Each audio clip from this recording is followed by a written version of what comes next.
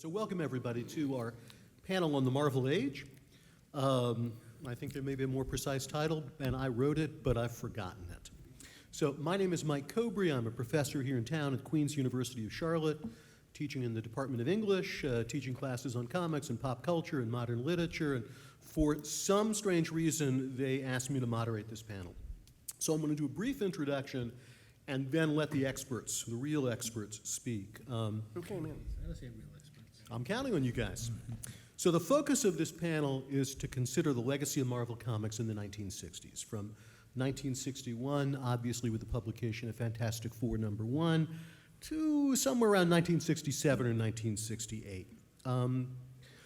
Obviously this year is a good time to have this conversation, or an important time to have this conversation, because since the convention last year, we've seen the death of Steve Ditko on July 6th of 2018, and then Stan Lee on November 12th, 2018. And of course, if we're talking about the legacy of Marvel Comics in the 1960s, it's impossible to have that conversation without including Jack Kirby as well. I'm understating all of these things.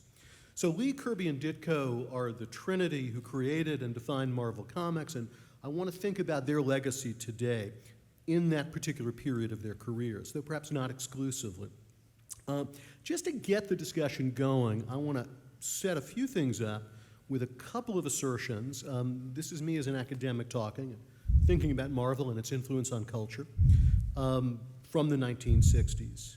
And I would say in those years, Marvel changed the way superhero stories were told, the narrative conventions of superhero stories. They didn't introduce these narrative conventions, but they developed them, they elaborated on them, they complicated them, they deepened them, and all subsequent superhero stories in comics form and film and television in many ways have been influenced by this. And of course, these characteristics are a shared universe and an ongoing narrative continuity. As I think about this as a scholar trying to write about this, if there's a moment that I would pick, and I'll offer this very tentatively for where this all started, it's Amazing Spider-Man #1, when Spider-Man breaks into the headquarters of the Fantastic Four, the Baxter Building, and asks for a job.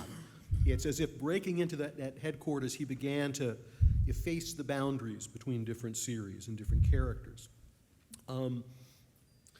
Second reason I think this is important to consider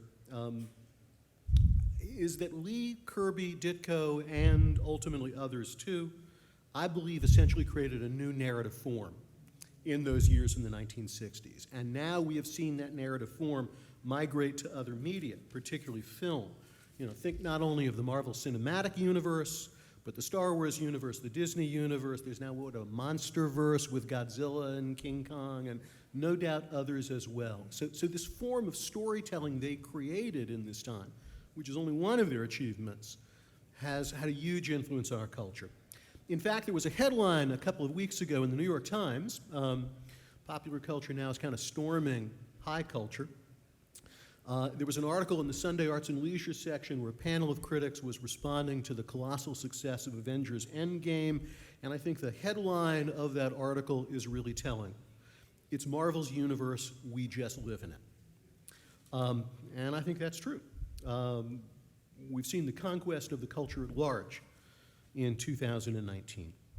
So that brings us, of course, right into the controversy.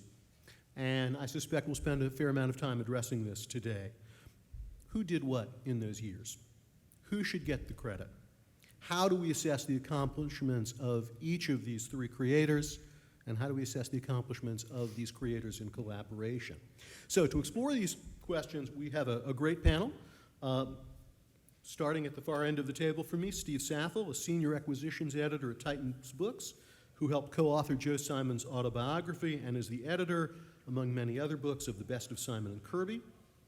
Mark Evanier, who worked as Jack Kirby's assistant and has written the fantastic biography, Kirby, King of Comics, with just fabulous artwork in it as well.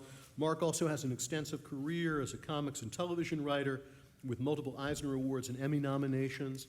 And close to me at the end of the table, where I can keep a watch on him as best I can, is Craig Yo, an author, editor, cartoonist, designer, and comics historian who has his own fantastic imprint, Yo Books, and I see a few samples of those right here. No doubt he will talk about those a little bit.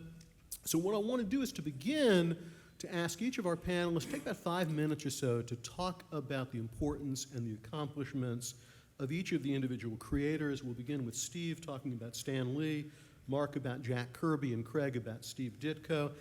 I'll pose a question or two after that to follow things up, and then we'll just turn it loose on the floor and see where we go, and hope that there are no terrible confrontations that evolve from that.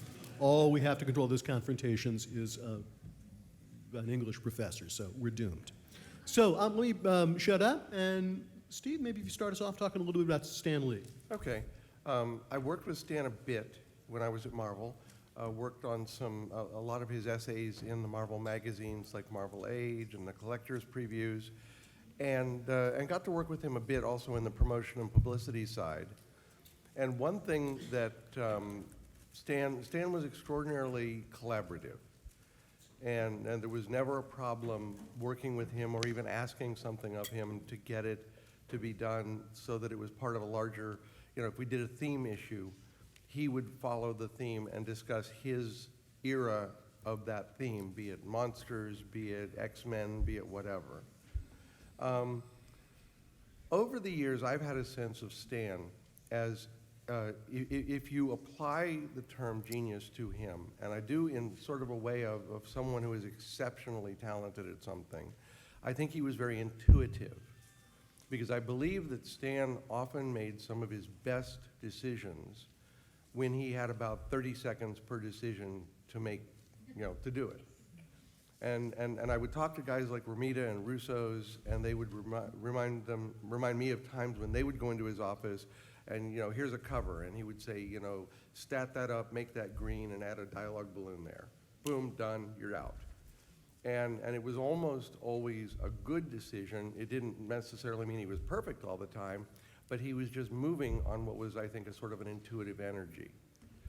I think he did have one advantage over most everybody else in that I do think he had a long view, which is why we had Spider-Man by Steve Ditko, we had Spider-Man by John Romita, we had Spider-Man by Gil Kane, and we had some really extraordinary things go on in each of those eras. I hold as one of the best scenes in comics the death of Captain George Stacy. I think that's even more poignantly handled and more perfectly handled than the death of Gwen Stacy, because it was just so subtly done. And that was with, Stan Lee and Gil Kane. And yet, what can be more powerful than the Steve Ditko page in Spider-Man 33 where he's lifting the rubble off? And it's just one of those pages that with Steve and with the power of Steve Ditko behind it, it changed the way a lot of people saw how comic books were done. So again, there's this collaboration and this ability to collaborate, but the fact that you can have so pivotal a moment in Spider-Man 1, Spider-Man 33, and Spider-Man, I think, like 89, I think. So, I mean, it's this long view, which unfortunately a lot of creators don't have. A lot of creators will have a flash of brilliance that'll last 5 issues, 10 issues, 20 issues, and then you'll have 100 issues of the Lee Kirby Fantastic Four. And you'll have, Spider-Man going continuously since 1962. So I just think that that's one of his major contributions, was this combination of this intuitive knowledge of what made the story work for you guys, and setting it up to be able to go for as long as you want it. So that to me is sort of his thing. I have one other thing. Do I have another minute here? I have one other thing. I have a book that I've been thinking about recently that is sort of, to me, proves some of Stan's editorial side. It's, oddly enough, Sergeant Fury and his Howling Commandos number 18. And it's the issue in which, in the beginning, on the first page, Sergeant Fury and his girlfriend Pam are caught in a blitz, and there's bombings in London. And they get through it, and he spends the issue, he's decided to marry her. And he's carrying the ring, he almost loses the ring, it's a big adventure, he fights a Nazi captain and all this. And at the end, he goes to her house to propose. the father opens the door and says, "Oh my God, I didn't know you were coming. Nobody must have told you.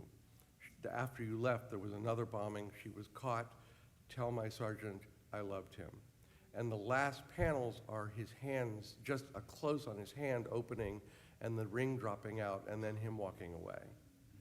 And it's just really one of the best scenes in comics.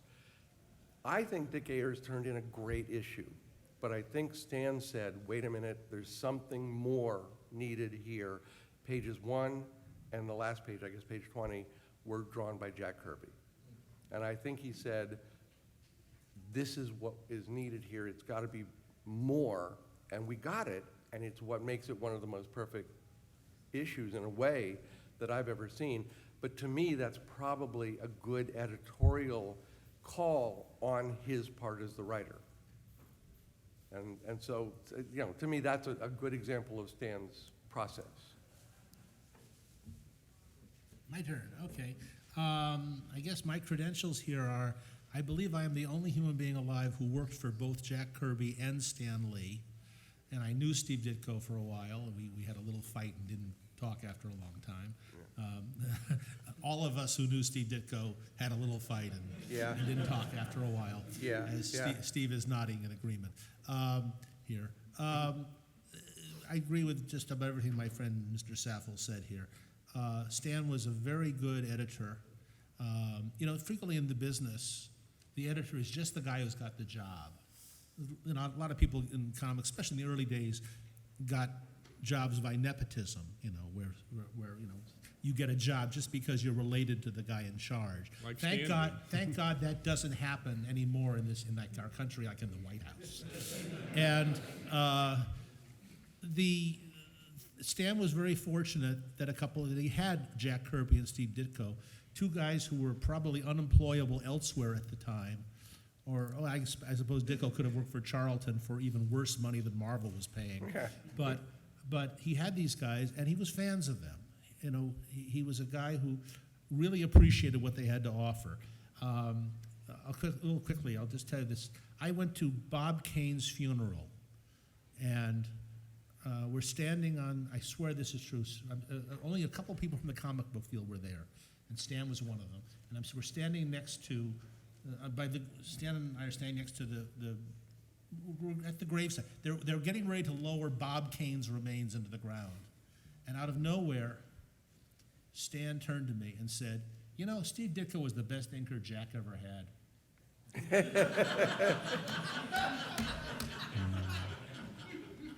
And I was kind of going like, shouldn't we be looking at Bob?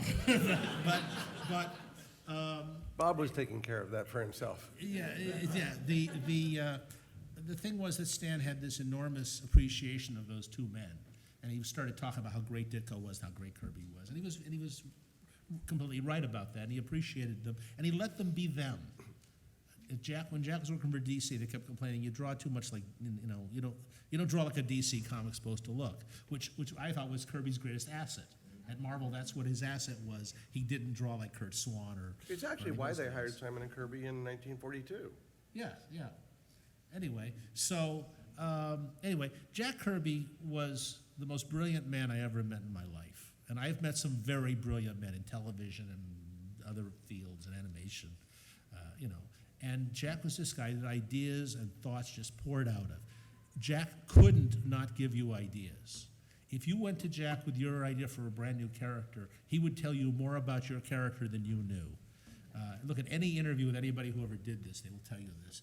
I took Jack a couple of ideas one time, and he suddenly starts telling me things like, wait a minute, it made me think, did I tell him this idea before and he spent weeks thinking about it? No, right on the spot, he would tell me a new idea, a twist for my idea, or what if you had the character do this, or what if he had this power, or whatever.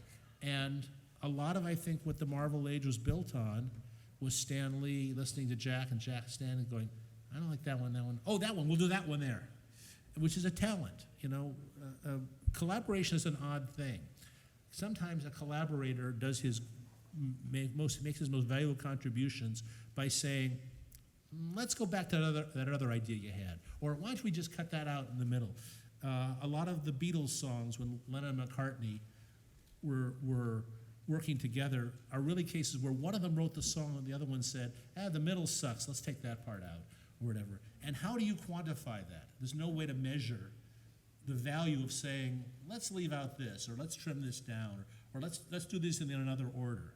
So it's very hard to separate what they did. I have a very simple way to answer when people say, what did Stan do, what did Jack do? They both contributed to the stories. I think in a lot of those, Jack contributed a lot more than Stan. Stan got the sole credit for the stories. I think that was very unfair. I think just about everybody in the industry thinks that was very unfair. The brilliance of Jack Kirby is through all the Marvel comics. So is the brilliance of Stan Lee. Jack's had influence on comics that he didn't even draw. Or he did the cover, and the cover gave the plot to the story when Don Heck had to take him plot something out, or Carl Burgos or somebody else. Steve Ditko was a very brilliant conceiver of ideas, and another guy who you couldn't just turn into a robotic slave who would draw what he was told. One of the many reasons Ditko left Marvel was that Stan kept not following what they'd agreed on. Steve Ditko had a whole chart in his office listing, what's going to happen next month in Spider-Man and the month after. It was all plotted with very meticulously. He had like 2 years, 3 years plotted ahead, and then Stan would suddenly come to him and say, hey, let's stick Dr. Doom in the next issue. And Ditko got crazed by that because he was very methodical, and he felt he was in control of the storylines, just as Jack felt he was in control of the storylines on Fantastic Four and Thor and Captain America, whatever he was doing, especially after the first year or two. So when you say, who contributed what, my answer is they all contributed an awful lot, and it's hard to sort this out. You can't say, in a given Beatles song exactly what Paul contributed or what John contributed. I was writing a lot of variety shows. I worked in comedy rooms where, 6 writers are pitching ideas, and an hour later you couldn't quite remember who came up with what. And sometimes one guy came up with something and another guy put a twist on it, and another guy put another twist on it. And you'd end up watching the finished show going, I think that was my line. That's how collaboration often works. And it's silly to think that, this long after the fact, we can separate it. But we should recognize that Jack Kirby and Steve Ditko made enormous contributions, inventing characters, inventing villains, plotting stories, creating all this stuff, and Stan knew what to do with it. He knew how to plus it, how to add things in the dialogue, how to change things and such. I know people who don't like Stan's dialogue. I happen to like it. I know people who don't like the way Jack Kirby draws. I happen to like it. I think sometimes we get way too bogged down in trying to slice and dice this down to an unknowable factor of who contributed what. I just think that storylines in a lot of the Lee Kirby comics sound to me like Jack Kirby storylines.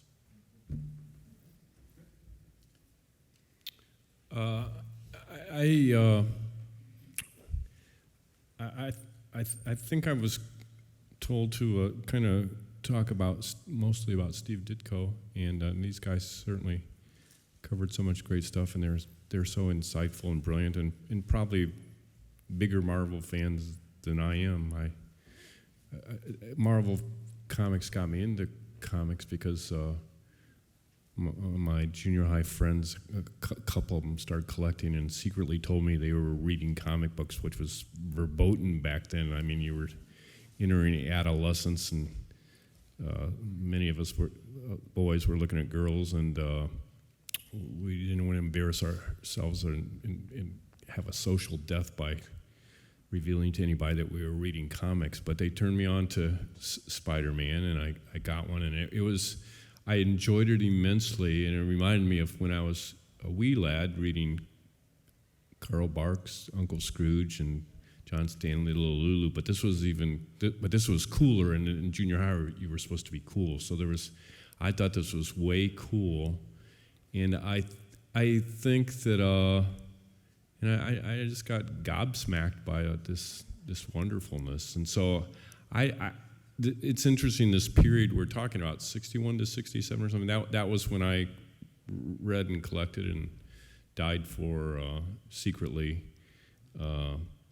Marvel Comics, but it was the name Steve Ditko on that, getting that credit on those comics that got me wanting to be an artist. And I knew I never could be as good as Steve Ditko, but so I became an art director, which is kind of an anti-artist, But I think, people talk about Stan, I'm segueing here from that. People talk about Stan as an editor and a writer and a promoter, and I think he was all that, to a genius degree, but I think I like to apply the word art director to him because he was able to really see art talent, and I haven't read any of the Stan bios, but I don't think they talk about him. I've interviewed him a couple times, and I tried to talk to him about it a little bit, and he said that he's started his love of comics started by him copying, drawing pictures from the Sunday Funnies. He really liked Seeger's Popeye, and so he was an artist. I think did he draw some artwork for some military newspapers or something like that? Posters. That's what I was. About venereal disease. Right. I assume they were against it. Yeah. I've been drafted to do a couple venereal disease posters because they said, "Craig, you've got it." So Stan was a great art director, and I want to be heartfelt and controversial because that's good for a panel, right? I give Stan all the credit for creating all the characters, writing all the stories, and all the dialogue, and I think Marvel Comics was Stan Lee because he infused it so much with his personality, and so Mark is seething here, and Steve wants to kill me, but Stan gets all the credit. If you want to write that down, we can end the panel right here even. But Jack Kirby was the king of comics. Are we all agreed on that? That too also, in addition to Stan being the creator of all the characters and all the stories, we also agree as artists, Jack was king of the comics. We were all agreed on that? Yeah. Okay. Well, Jack was the king, but Steve Ditko, Jack King Kirby, Steve Demigod Ditko. Steve he created these worlds and they, in a way, these drawings of Spider-Man and Peter Parker were kind of anti-heroes because they were nerdy. Oh, yeah. Because I think he was kind of nerdy before the term nerd even came about. He was kind of nerdy, and I got to know him a bit. I worked with him he drew a big boy comic book for me of all things, and I called him up when I first got to New York to work for the Muppets, and I said, "You want to come over and see the Creature Shop and meet Jim Henson?" And he goes, "I'm not familiar with the Muppets, and I don't know who Jim Henson is, but is there a free lunch involved?" So he came over, and then he invited, and he and Jim Henson shook hands. It was one of the greatest days of my life. I think they could have cared less. Jim didn't know who Spider-Man was, and Steve didn't know who Kermit the Frog was, but for me it was pretty exciting. Then Steve invited me to his studio, and it was about the size of this table, and there was only his drawing table and his chair, and there was no chair for me to sit and worship God. But I just sat on a stack of Ayn Rand fanzines or something that Steve had. So Ayn Rand fanzines are good to sit on. Yeah, right. Yeah, that's true. Yeah, I agree. And not only sit your butt on them, but you could wipe your butt with them, as far as I'm concerned. But I hope I haven't offended any of Ann's followers. There's plenty of you probably here and in the government. So. Have I been obnoxious enough? That was my goal. They said I could promote my books if I was on the panel. So I've done 5 Ditko books, including this one of like his 1, 2, and 3 pagers, where I think he's like a genius because he tells a whole story in 1 or 2 or 3 pagers. This was a Simon and Kirby book. You know, I'm not a big superhero fan anymore, but I loved Simon and Kirby's, like, they interpreted readers' dreams, and they gave each reader $10, and then they owned the story and all the rights. And while Steve was drawing Doctor Strange and what was the character? Spider-Man, he was also drawing Conga and Gorgo, and then I did this picture of Steve, or this book of Steve. So that's some of the book. They said I could pimp. I take a lot of inspiration from Stan. He was a great promoter, so I promote my books like obnoxiously, like Stan did. As a wheeler dealer, you know, showman, ballyhoo type of guy. So that's me, and Steve, and all that. All right, let me pose a couple of questions, and then we'll turn this loose to the audience as well. One of the things I'd ask you guys to think about, we've got 3 important creators, and I think as Mark said, really we're talking about collaboration here. But for just a moment, maybe to think of them to some degree individually. If you had to pick out one story, not necessarily the best story that they worked on in this time period from 61 to 67 or so, if you had to pick out one story that said, you know, this particular story has all of the essential magic of Stan Lee's work, or Jack Kirby's work, or Steve Ditko's work, what's one story you could pick out that would show things off that way? You want to take a swing at this? It is really difficult because there are several that I really do tend to love. One that's fascinating to me is Journey into Mystery 112, which was the fight between the Thor and the Hulk. And one of the things that was fascinating about it was that the idea was, in Avengers 3, there was a moment when Thor and the Hulk sort of broke off from the fight where the rest of the Avengers were fighting the Submariner. And so there was this concept that in a couple of minutes there was this just huge slugfest between 2 titans who then wove back into the Avengers story. And I found that concept fascinating just because it fit with Stan's view of the whole crisscrossing of the continuities, as did Amazing Spider-Man Annual 1, which was the epitome of that.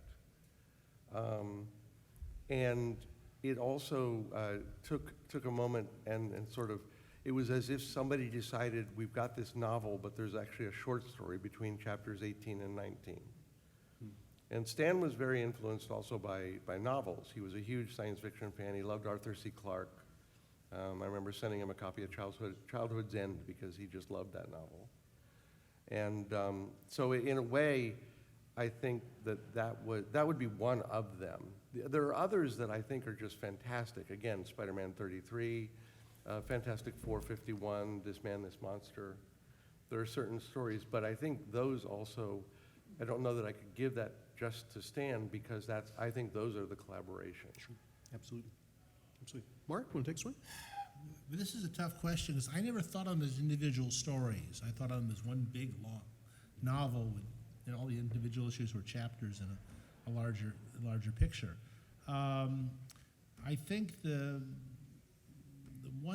thing that stands out, the story arc with Galactus and the Silver Surfer, first coming to Earth, introducing those characters, I think is one of the most powerful things ever done in comics. And I think one of the problems that the industry has had is everybody's trying to do that storyline again in different ways, and it's lost its punch. Steve was mentioning the death of George Stacy? George Stacy, and that's a story that I think has been enormously diminished by the 585 imitations of it since. I think the Gwen Stacy one gets imitated more. Well, I think that we have now, I mean, this is off the subject of Simon and Lee and Kirby a little bit here, but I think death in comics has become very meaningless. I don't think anybody can do anything with any emotion, and because they're going to be back you know, when the next writer takes over, he's bringing that character back. if he It's wants. just a marketing device, Yeah, right? yeah. Well, a lot of this is marketing. I mean, I think that the idea of the shared universe in Marvel was a marketing thing. Stan just thought, oh, I'll cross-promote these comics, and it's another way of advertising each other's books, and maybe some kid will. I don't think he ever thought of it as a grand, you know, something that was going to be important, integral to Marvel Comics until the readers told him. Stan was highly influenced by the mail that Marvel got. He read it all. In fact, one of the things that Ditko complained to me about when we were talking about Stan was how one reader would say something in, and Stan would turn to Ditko and say, "Oh, we got to do this in the book. The readers are demanding it." And Ditko would say, "How many readers?" And Stan was, "Well, I got one letter here," and you don't change your overall thrust of anything based on one reader or two readers, because you're theoretically trying to sell a couple 100,000 copies of each of these books. So I can't name an issue specifically. I mentioned the Galactus Silver Surfer one that I think is a wonder. And Steve mentioned the Master Planner storyline ended with that famous Spider-Man trapped under the machinery, which is a fabulous storyline. One Mr. Ditko insists Stan had nothing to do with the plotting of, and I can believe that. I think Stan had very little to do with the plotting of a lot of those comics. And have I answered the question here? Okay. Yeah, that counts, absolutely. I guess I'm not enough of a Marvel addict to know a specific story, but I guess if I had to take one Marvel comic to a desert island, it would be like some early Doctor Strange issue where, like he's in this crazy, floating through this crazy world or something with all the surrealism. And I used to be a hippie. Okay, I still am. And my hippie friends would all think that, wow, whoever drew this must have been on acid, man. And so cool. And in reality, I think Ditko was probably the only drug he took was X-Lax or something, but he had this incredible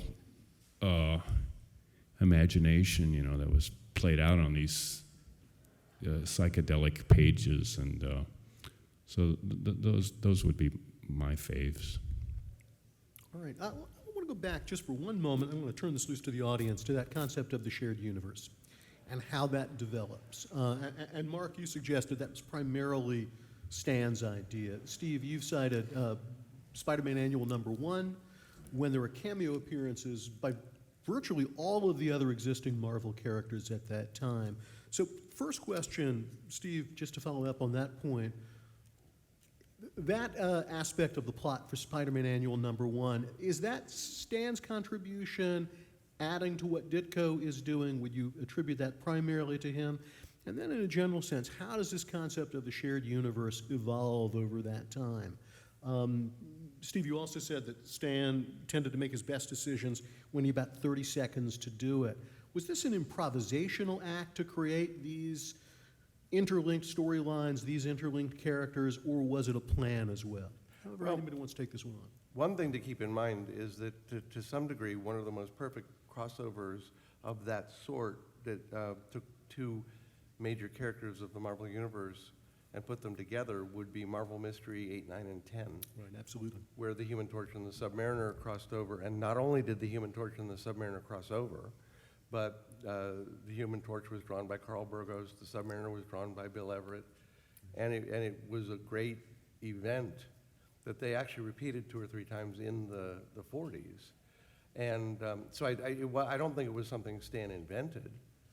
However, I do think that the idea of this bigger universe probably really, he probably got jazzed by it. And I think that there you're going back to that Fantastic Four #1 is very important. I think in a way, Spider-Man 1, that might have, I'm guessing by what these gentlemen are saying about Steve, because I just knew Steve very, very casually. I am going to guess that the sudden cameos by all those characters was probably something Stan requested, because I find that a very odd thing for Steve to have done. And it's a funny thing, because it's not as sublime a story as Spider-Man Annual 2, which is the Doctor Strange crossover, which to me is absolutely brilliant. And that's that scene where, yeah, there you go. That would be a Because specific because issue. that there's a great scene where Spider-Man is floating in another dimension with all the weird stuff floating in the sky and everything, and he's like, somehow I don't think I'm going to get back to Queens on the crosstown bus. And therein I'm going to bet that that's a Stan element. So again, it all weaves so brilliantly together that I do think it's far more difficult to tell where the spark came from, where the fleshing came from, where the fleshing was elaborated upon. I think it's a more organic process, most likely. Sure.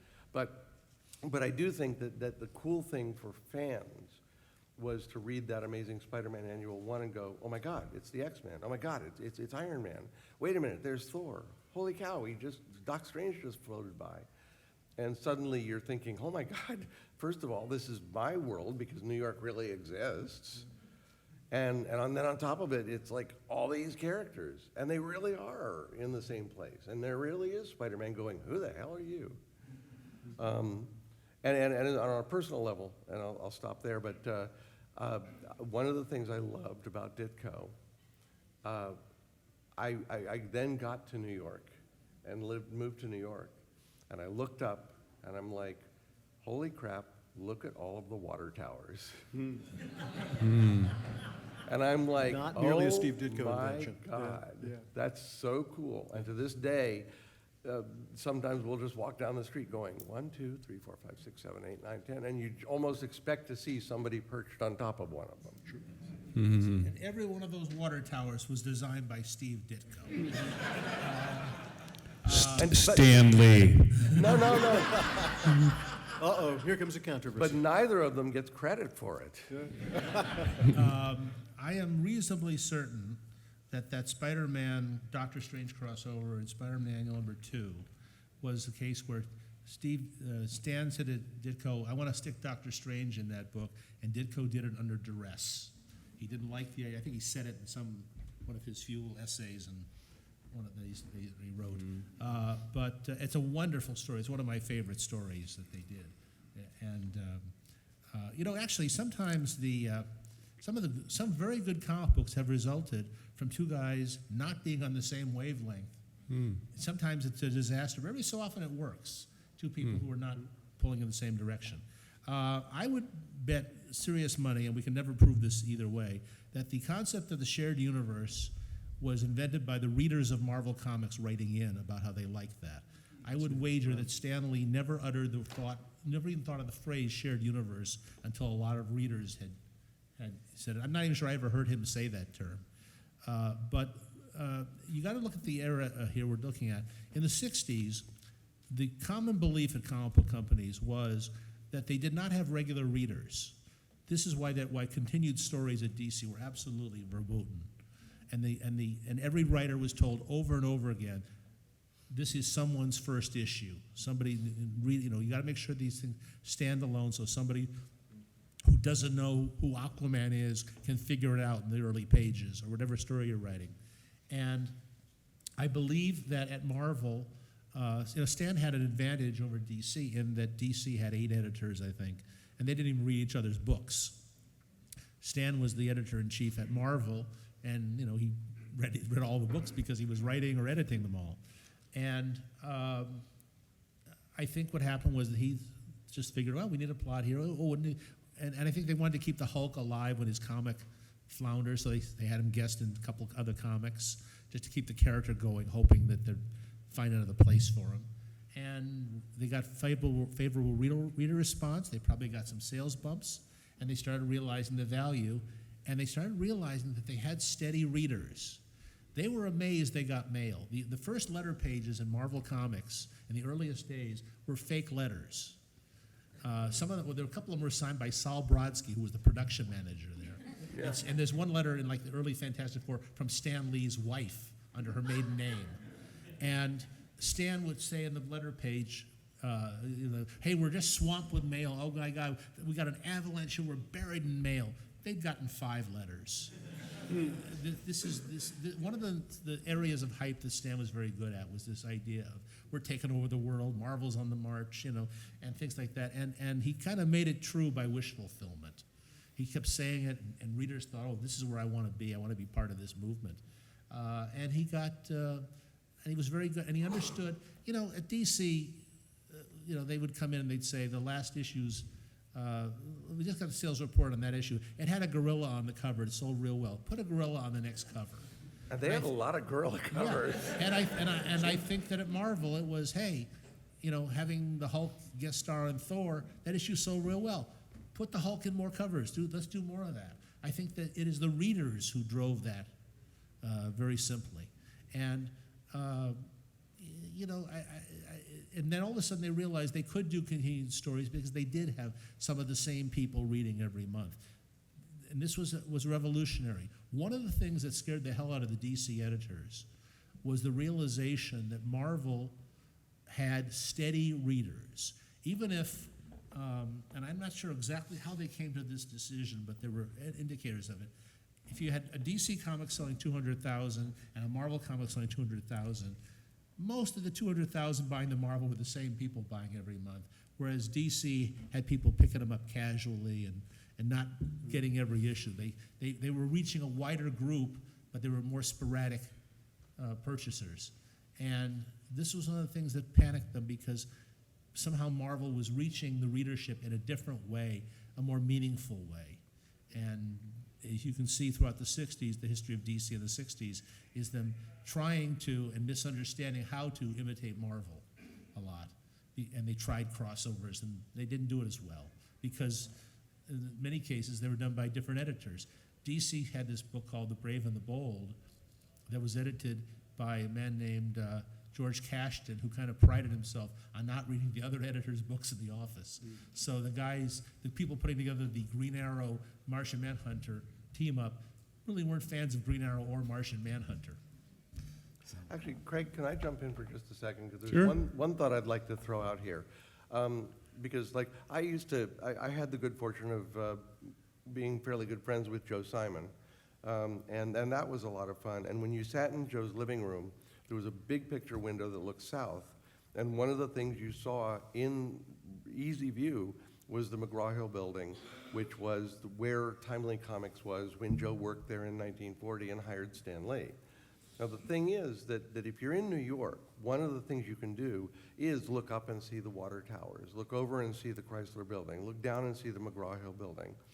And I do wonder a little if we're almost attributing too much business to some of this, because I could imagine Stan or anybody walking down the street and going, oh, there's one of the water towers Steve does. I can picture Spider-Man on that. And I can picture, Iron Man flying over there. Wait a minute.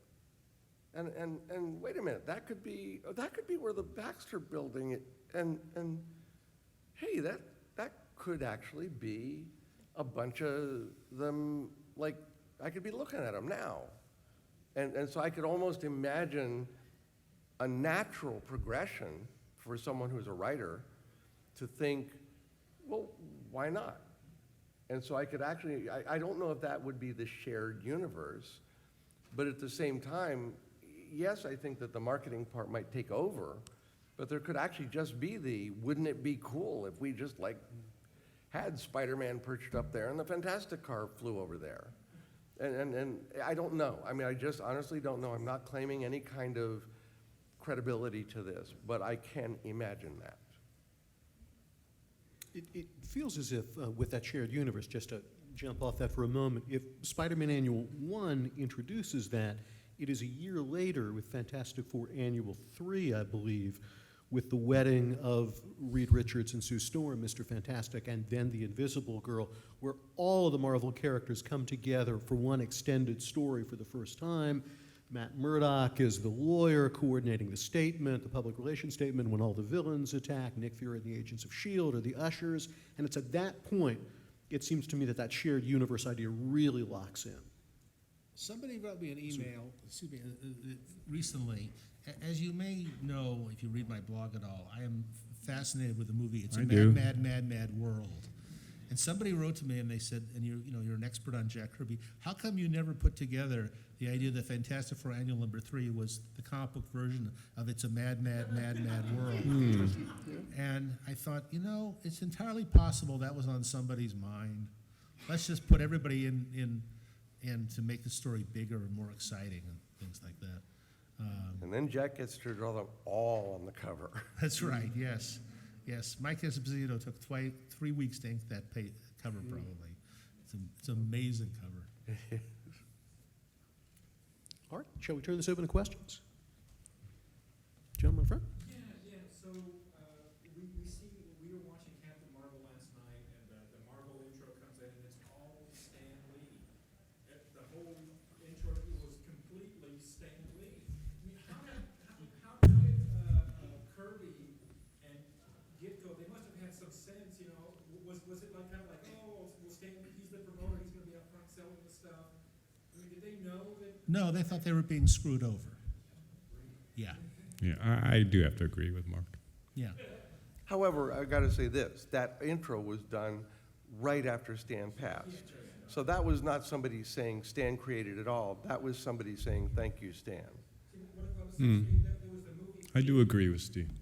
Are you going to disagree with anybody today here? In Big Hero 6, right, they go meet Stan Lee at the end, and I'm like, that is an animated show. You could have actually drawn or put Kirby or Ditko in that, because it was animated, it was drawn, but they put Stan Lee instead. It was crazy. It's crazy. Okay, there is one other thing that's got to be said.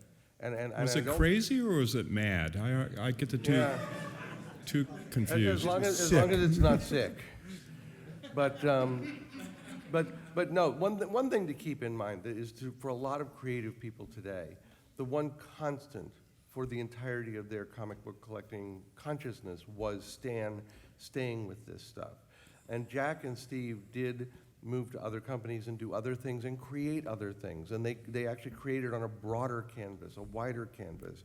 And Stan stuck with the one canvas.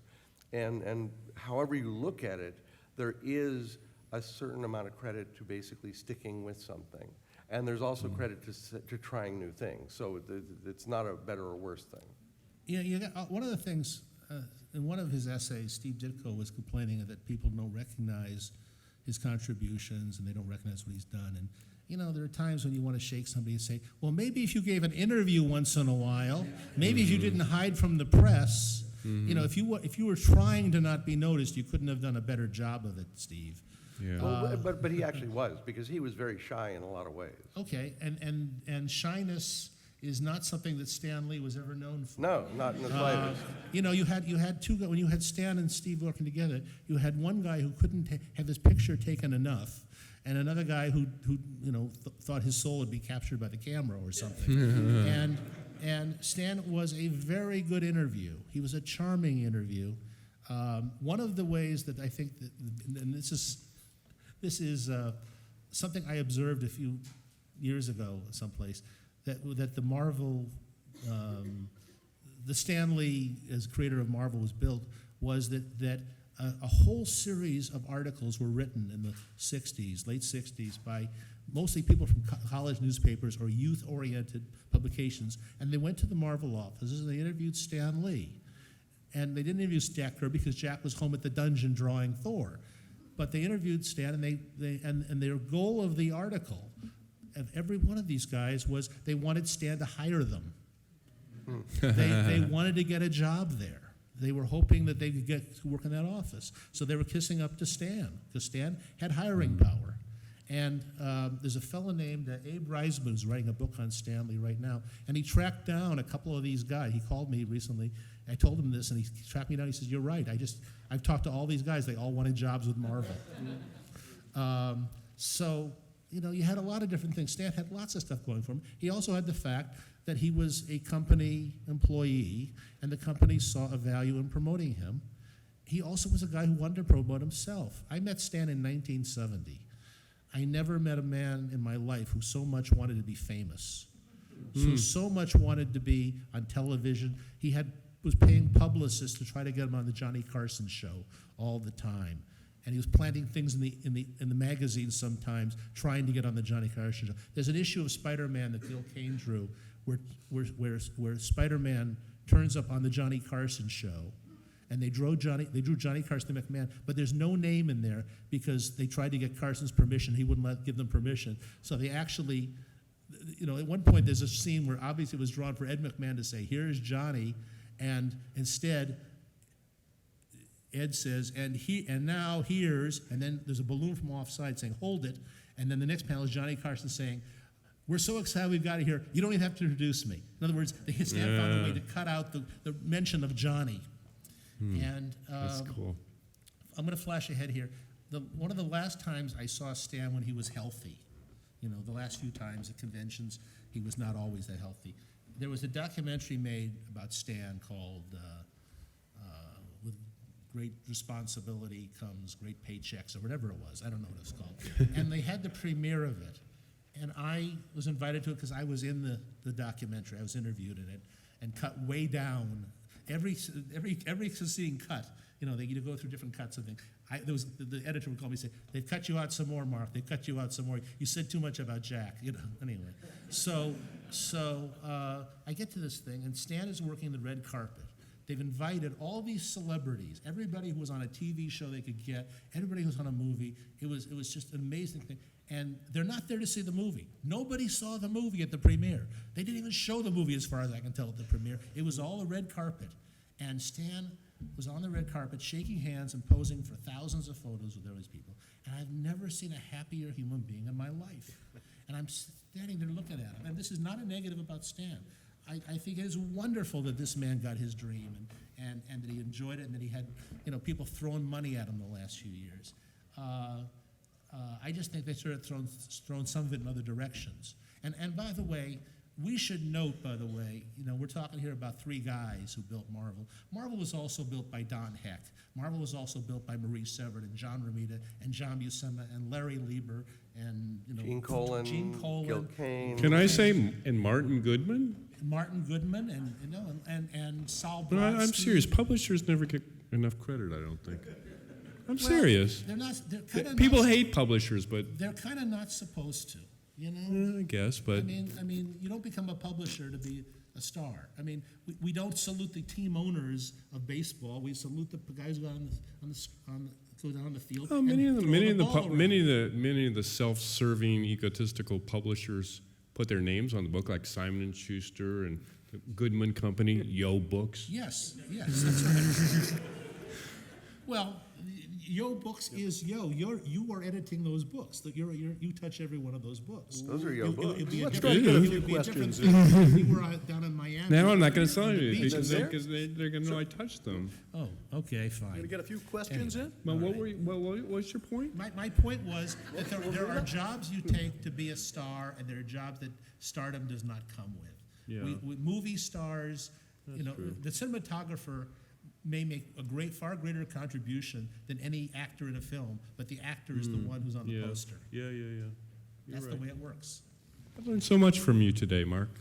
Okay. And All right. especially, though, what I learned is DC had purple gorillas, but Marvel had their own green gorilla, the Hulk. You enlightened me to that. Did I say The that? Hulk Did is I- did I say that? is Marvel's green gorilla. Did anybody hear me say that? That's what I took from it, but I probably read too many Doctor Strange psychedelic comics when I was young. All right, so we got some questions here. Yeah, maybe this states the obvious, but I think a lot of the ambiguity about who did what results from what I understand the Marvel method to have been, which was there was no script, there was a discussion, and then Jack would sit down and draw. And I'm a totally non-creative person, so the way this worked has always been a mystery to me. I don't understand how you get from a drawing with no text to Well, to somebody then looking at it and filling in the words. And I've looked at a lot of original art, and you'll see stuff in blue pencil on the side, which doesn't have anything to do with what the art people end up actually saying. So describe just how that works. okay, let me explain something to you. First, if you want to understand about how comic books work, you have to understand that there was no one method that you could have two consecutive issues of a comic done by the same creative team, and they did completely different methods, different times. Sergio and I have been doing Groove for 105 years or whatever it is now, and there's not all one template where every issue is done the same way, nor is there a case where I work the same way with somebody else. We invent it on the fly and things like that. I have fans on people I deal with on readers I deal with on Facebook who cannot grasp the concept that if in a given issue they bought a Fantastic Four by Jack Kirby and an issue of Fantastic Thor by Jack Kirby, an issue of Captain America by Jack Kirby, Jack did not draw those same issues necessarily in the same month. One of them could have been drawn 6 months ahead of another one. And these things, there's all sorts of reasons you do these things, and we don't have time to go into them. The way it generally worked with Marvel method was that the editor-writer, Stan Lee, if it was one of those, and would call in an artist, and they'd talk about a story. The idea may have come from the artist, it may have come from Stan. Stan may have had other people in the office drop in. Jack Kirby sat in on plotting sessions for Don Heck and Bill Everett sometimes, if he happened to catch them at the time he was there. One of the reasons Jack didn't go to the office more often sometimes was he didn't want to keep being dragged into free contribute ideas to other comics. So they'd come up with an idea, and it might be more Stan than the artist, or it might be more the artist than Stan, and it might be all fleshed out, or it might be a little fleshed out. But at some point, the artist would go home, and he would fill 20 pages, or whatever the number was, with pencil drawings, and he'd come in and he'd explain to Stan, oh, in this panel I want him doing this. He might write down notes, he might write a separate page. Ditko wrote his stuff on a separate piece of paper. Jack usually wrote in the margins. Sometimes they did it verbally. It varied from time to time. And then later, when Stan might have been working with a different artist, he might have thought, oh, well, maybe this guy, he's new here, he needs more of a plot than somebody else. Maybe we need to have somebody help me out with the plot. When Gil Kane was drawing Spider-Man, Stan still had meetings to discuss what was going on with the page, work out the storyline, but he had those with John Romita. John Romita contributed to the layouts of the storylines on the Gil Kane issues. This is not evident from the The art credits. would come back to Stan, and then Stan would type up. Stan would type up, would write dialogue. Yes, he would write the dialogue, usually standing up at a typewriter in his backyard sometimes. He had a little, like on a lazy Susan, so he could turn the typewriter as the sun went across the sky and work on his suntan. I am not making this up. You're making that up. So, okay, now you took around, and then along comes Roy Thomas, who's now writing comics, and Gary Friedrich's writing comics, and Denny O'Neill's writing comics.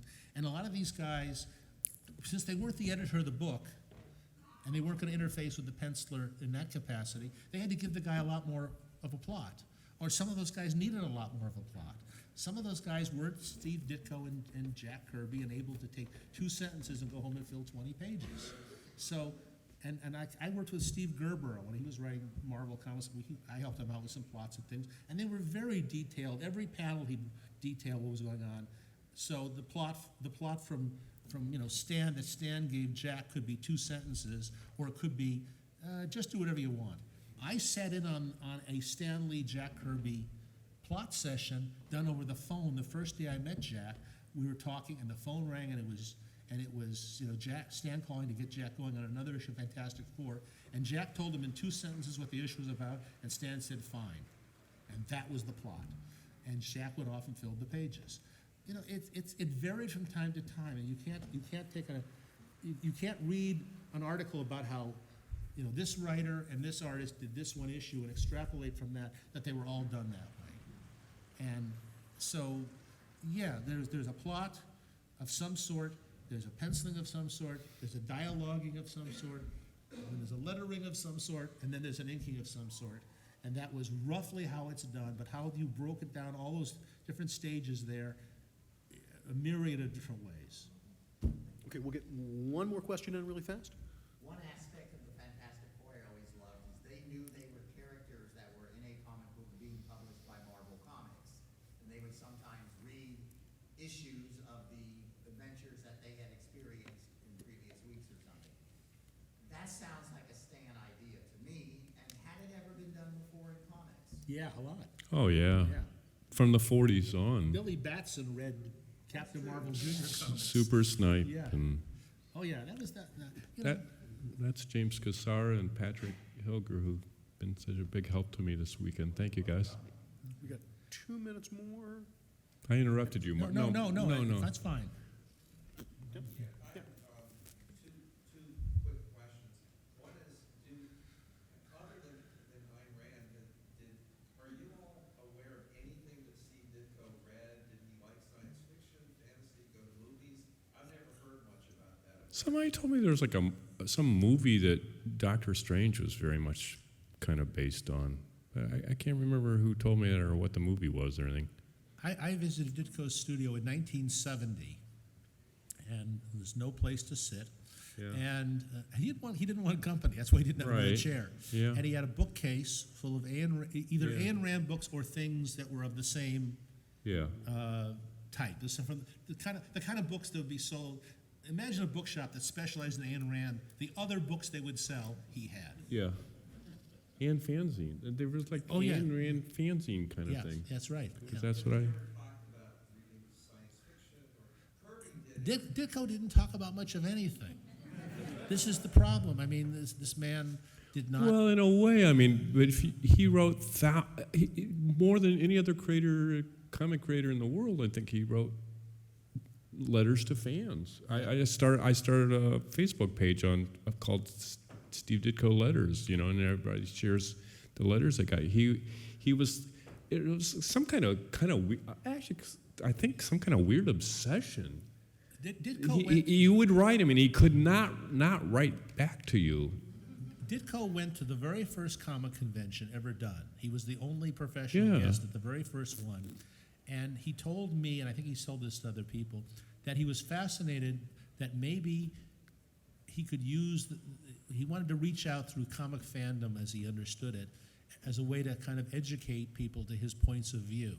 Yeah. And he went to this convention and he saw that nobody wanted to discuss issues. They wanted to discuss, who's stronger, the Thing or the Hulk, and things of that sort. And he didn't like the questions that were being asked him because they weren't what he wanted to discuss.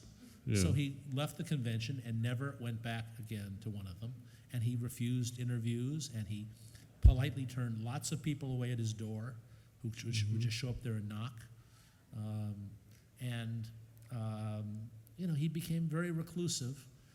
Which is not to say he didn't have a real life.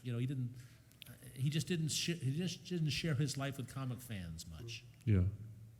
But if he'd go to the door, he'd come and stand at the door. He wouldn't invite you in, but he would stand at the door and talk to you, possibly for an hour. Yeah. So he was writing letters. He was writing fanzine articles. He was meeting you at the door. So he wasn't like he was crazy, mad, sick. But I love him. He was And, very nice. You ran into him on Yeah, the he was a street, nice and, I guy. mean, just And totally. by the time I met him and had lunch with him and worked with him, he didn't seem to have a sense of humor at all. But Joe Gill talks about when they used to work together at Charlton that they'd go out for lunch or a drink after work, and Steve was hilarious. Dick Giordano used to play ping pong with him. Mhm. If we got time, I'll tell you one funny thing. You may remember, it's on YouTube. David Letterman did a thing one time from his building. David Letterman's building, where he was in the Insolvent Theater, faces the building that DC Comics was in. And in the ground floor, there's a Jamba Juice. And they did a stunt. You can find this on YouTube. How many Spider-Mans can fit into a Jamba Juice? They got about 80 guys in Spider-Man costumes, and they just had them go walking in. They had a camera pointing on to see how many people they could fit in there, and the reaction customers would have to just seeing all these Spider-Man guys standing in a Jamba Juice. That Jamba Juice was about 3 blocks from Steve Ditko's studio, and I just thought, what if that morning Steve Ditko had stalked in to get a Jamba Juice? He could have walked in there, and all of a sudden a guy comes in a Spider-Man suit, and another guy comes in a Spider-Man suit, and what would he have been thinking that day? No, near his studio there was little kiosks, guys on the street with tables and stuff. They were selling like all kinds of Spider-Man stuff and Spider-Man balloons and stuff. He did walk by that stuff all the time. I wonder, did it pain him or did he not? It might bother him. But like you said, he had another life. He really appreciated his family. I've gotten, and other people are too. Maybe Mark's probably met him. He had a nephew who he was very kind to his nephews. He did a picture of Conga for his nephew that we put in one of the latest publications, and he loved his family. He once wrote me a letter. Again, I used to write him about how he loved Christmas and all the Sights and Smells of Christmas. Can you imagine, like, this is Steve Ditko, like the Sights and Smells of Christmas? Like, you know, All right, I'm not sure So- if that's an appropriate note to end this panel on, but we have hit our time limit. I'd like to think of Steve Ditko watching those Spider-Men walk into the Jamba Juice. Thank you guys for this fascinating set of insights.